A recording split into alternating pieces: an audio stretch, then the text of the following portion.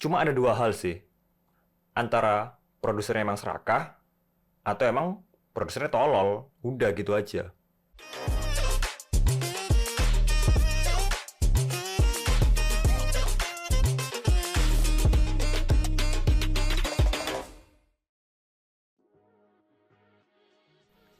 Di video ini aku mau menanggapi satu postingan yang sangat viral kemarin ini, diposting sama teman-teman di Instagram ya. Yaitu ada seorang kru film yang meninggal dunia karena kecelakaan setelah pulang larut dari syuting. Sebelumnya aku mau mengucapkan turut berduka cita untuk Mas Rifki Novara, dan semoga hal seperti ini tidak terjadi lagi ya ke depannya. Aku mau lihat kasus ini ya dari hal yang lebih luas mungkin ya. Karena aku yakin kasus seperti ini bukan yang pertama kali yang terjadi gitu. Mungkin banyak kasus-kasus yang lain yang ya mungkin nggak viral aja, jadi orang-orang jadi nggak tahu gitu kan. Tapi aku yakin hal kayak gini ini akan selalu dapat terjadi lagi dan akan terulang lagi. Kenapa? Nah ini, dari postingan teman-teman itu, hal yang paling utama yang dijadikan concern itu adalah soal jam kerja syuting. Jam kerja yang seperti apa? Kayaknya ini hal yang menurutku sering dinormalisasi ya di persyutingan. Apapun itulah, nggak cuma di film, bisa juga di iklan misalnya, atau juga di corporate video atau syuting apapun itulah ya. Jam kerjanya bisa sangat panjang. Mungkin bisa 16 sampai 20 jam per day. Bisa dibayangkan kan, misalnya crew call jam 5 pagi gitu, baru selesai jam 3 pagi.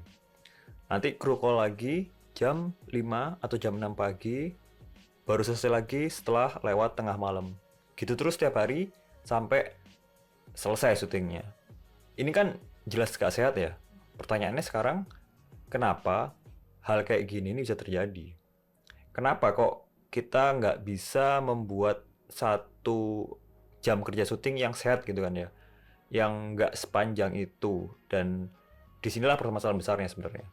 Karena memang problemnya sudah sistemik. Sistemik seperti apa? Ini kalau menurutku ya, dan yang paling kelihatan itu sebenarnya kuncinya ada di produsernya. Produsernya ini entah dia di posisi sebagai klien atau di PH atau di agensinya. Cuma ada dua hal sih, antara produsernya emang serakah atau emang produsernya tolol. Udah gitu aja. Disclaimer ya, aku membahas ini dari apa yang terjadi di sekitarku dan di ekosistem kotaku. Ya hal ini bisa aja berbeda di tempat lain yang bukan di sini. Oke. Kalau yang pertama, kenapa aku bilang produsernya serakah gitu ya? Misalnya gini, dari satu project nih ya, mungkin dia mau mencari margin yang lebih besar ya, keuntungan buat dirinya sendiri yang lebih besar gitu. Contoh kasusnya misalnya, ada klien nih mau bikin iklan misalnya. Kemudian untuk kebutuhan dari konsep iklan tersebut yang diinginkan oleh si klien ini, misalnya dihitung dibutuhkan selama hari syuting selama 3 hari gitu. Nah, budget untuk 3 hari syuting itu anggap aja misalnya kita sebut Rp10.000 lah ya untuk 3 hari syuting. Ini harga minimum untuk kita bisa bikin syuting yang sehat lah ya dan proper, dalam arti secara jam kerja, secara kru itu terjamin semuanya. Kemudian si klien ini nawar, misalnya si klien bilang, saya ini cuma ada Rp5.000 misalnya. Nah, logikanya kalau misalnya harganya turun ya, itu ya kalau kamu menekan budget, ya tentu saja apa yang kamu dapat juga akan berkurang lah ya. Misalnya, secara konsep ada beberapa hal yang dihilangkan ya, atau diganti atau dikurangi lah yang lebih murah. Atau misalnya dari alatnya, gear-gearnya mungkin harus downgrade dan sebagainya. Di sini masalahnya adalah kadang si produser ini dia itu menerima budget yang sudah dipotong dari standarnya gitu ya, Tapi dia mengurangi apa? Nah, dia tidak mengurangi hal-hal yang tadi aku sebutkan. Tapi yang pertama dikurangi adalah apa? Honor kru biasanya. Dinego lagi. Dan yang kedua, dia mengurangi hari kerja. Atau lebih tepatnya memanjangkan jam kerja ya. Jadi mengurangi hari kerja tapi memanjangkan jam kerja. Yang jadi korban siapa? Ya jelas, krunya dong. Pekerja filmnya dong jadi korbannya. Kliennya memaksakan tetap di harga 5.000, padahal basicnya adalah di harga 10.000. Nah, untuk si produser ini bisa tetap dapat margin, masih ada untung yang lebih gitu ya. Akhirnya, dia mengorbankan krunya. Hasilnya seperti apa? Harusnya syutingnya misalnya 3 hari nih, tapi dia bikin 2 hari, tapi overtime. Syutingnya sampai subuh, sampai jam 3 dan sebagainya. Ini yang tadi aku bilang juga, teman-teman pekerja, kru, ya mereka yang akan jadi korban. Mereka yang paling kasihan sih, karena apa? Satu, mereka tidak ada kontrak kerja yang jelas. Itu yang pertama. Kemudian yang kedua, pada saat di calling gitu ya, ngomongnya adalah misalnya, syuting berapa hari nih? 1 atau 2 hari gitu misalnya kan. Ngomongnya sih hari ya, ngomongnya day gitu ya.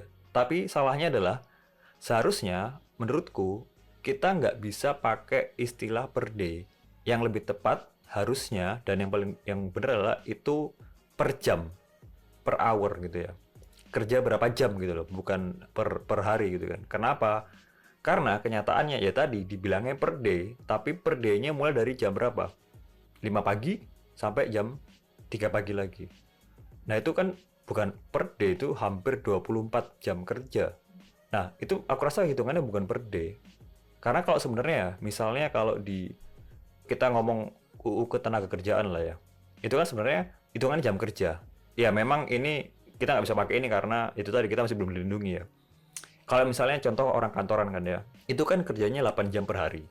Nah, kenapa bisa dihitung 8 jam per hari? Itu standarnya adalah ya dihitung bahwa manusia dalam 24 jam itu selain kerja, ya kita juga ada butuh istirahat, butuh makan, butuh ibadah, butuh refreshing dan sebagainya kayak gitu kan. Jadi standarnya adalah kita bisa kerja selama 8 jam aja gitu kan.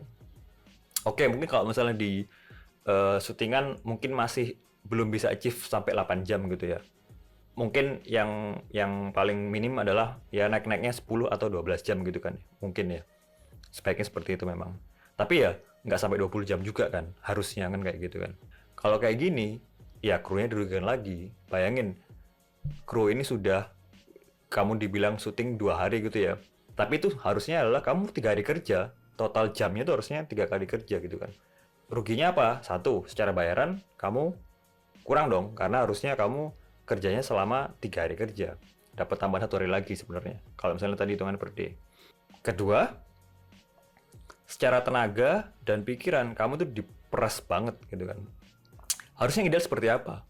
Ya selama klien merasa bahwa dengan harga 5.000 ini aku bisa dapat konsep seharga 10.000 gitu kan ya.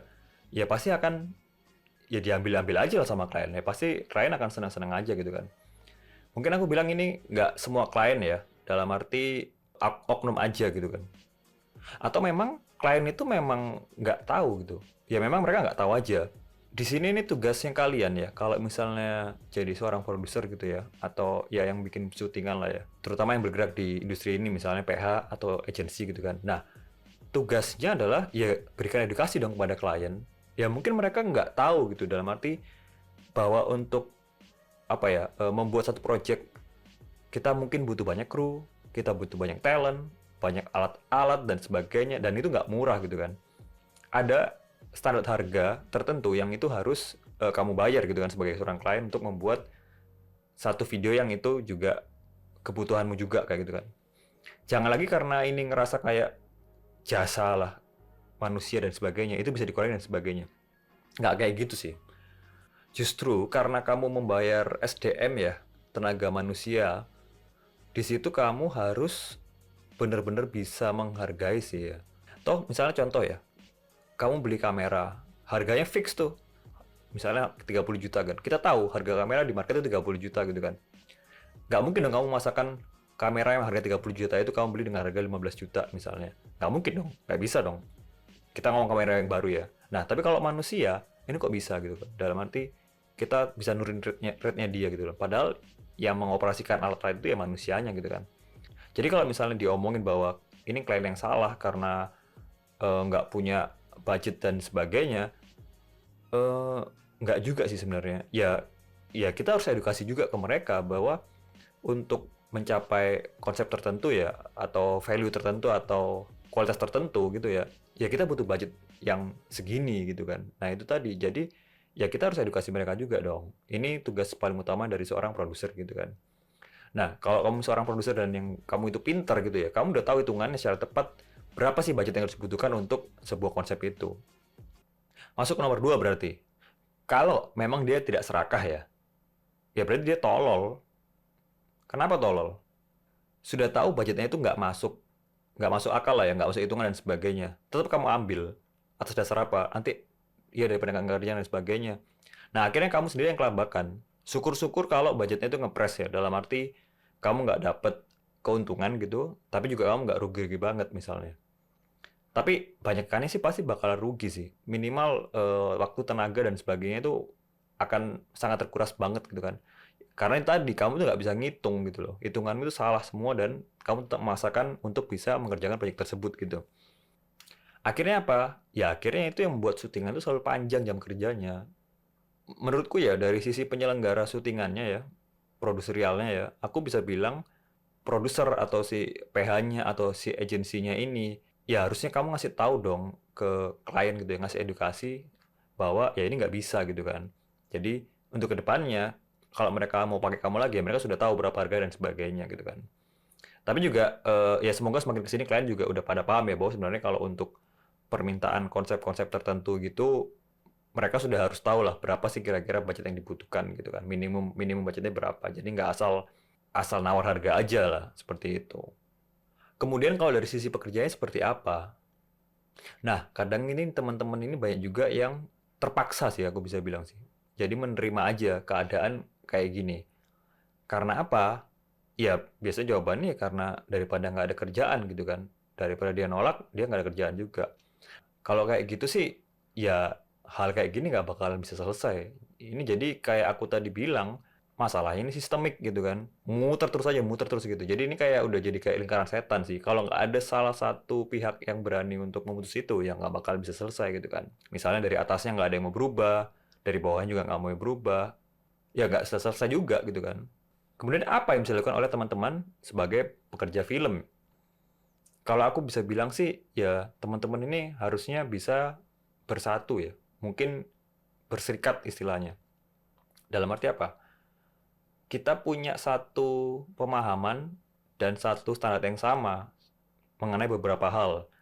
Misalnya apa? Yang paling utama menurutku adalah soal standar honor. Jadi kita udah tahu nih batas-batas bawahnya berapa gitu kan. Jadi nggak saling jatuhin harga. Kemudian soal kontrak kerja yang jelas. Itu juga penting untuk diperjuangkan. Dan juga yang paling utama adalah tentu keselamatan kerja. Yang itu kadang, nggak kadang sih sepertinya ya, kayaknya ini sampai hari ini juga untuk para pekerja freelance sih, itu nggak ada kontrak ya, yang secara jelas gitu ya. Yang nanti akibatnya apa? Ya, satu, kamu bisa aja nanti, ini sering terjadi ya, dibayarnya berbulan-bulan bahkan sampai bertahun-tahun setelah kamu bekerja. Bahkan mungkin nggak dibayar gitu kan. Mau nagih tiap hari juga susah. Karena apa? Nggak ada kontrak yang terikat secara hukum gitu, secara legal gitu kan. Jadi kita mau nagih juga agak susah gitu kan.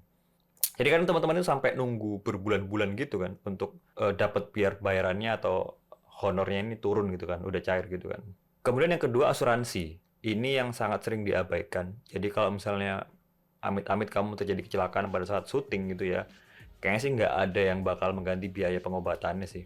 Atau contoh lain misalnya, ada alat yang rusak, ini alat yang disewa, kamera misalnya, kemudian pada saat kamu pakai, kameranya ini jatuh atau pecah lensanya dan sebagainya. Jadi sangat bisa terjadi ya, namanya syuting kerja di lapangan, hal seperti itu sangat sangat mungkin terjadi. Nah kalau kayak gini, yang tanggung jawab siapa? Pasti krunya juga kan. Padahal kan itu harusnya semua keselamatan dan alat itu ya dari si penyelenggara syutingnya dong.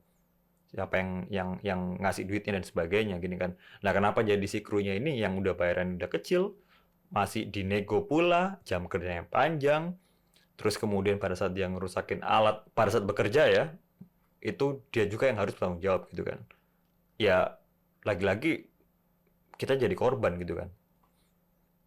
Terus mau sampai kapan kayak gini? Jadi kalau aku bilang sih ini harus ada sikap dari semua pihak ya.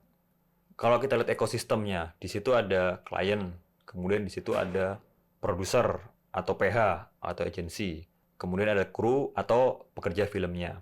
Nah, masing-masing ini harus punya stand yang sama dong, punya goals juga yang sama di masa depan gitu kan. Demi apa? Ya demi kesejahteraan bersama, bukan cuma satu pihak aja yang diuntungkan gitu loh. Dalam arti kita ngomong ekosistem ya semuanya harus hidup, semuanya harus saling membantu, semuanya harus saling menjunjung satu sama lain kayak gitu kan. Jadi semuanya harus sama-sama diuntungkan. Tujuannya kenapa? Ya salah satunya tadi, kita menghindari supaya tidak terjadi lagi satu lingkungan kerja syuting yang toksik gitu ya. Ini kita belum ngomong soal pelecehan seksual dan hal toksik yang lain yang ada di syutingan ya. Ini baru soal jam kerja aja. Ini sudah sangat-sangat ruwet lah kalau aku bisa bilang sih. Tapi sebenarnya dari sini juga udah kelihatan sebenarnya bagaimana sih ekosistem dari persyutingan di hari ini dan di tempat ini di sekitarku lah ya. Nah sekarang balik lagi ke teman-teman. Kira-kira teman-teman mau kita cuma begini-begini aja selamanya? Atau mungkin ada juga yang bisa kita lakukan bersama untuk bisa merubah ini menjadi hal yang lebih baik lagi. Ya aku harap sih ada yang bisa berubah ya. Dalam arti supaya persyutingan ini bisa terus berkembang ke arah yang lebih baik lagi ke depannya. Gitu teman-teman. Terima kasih sudah menonton.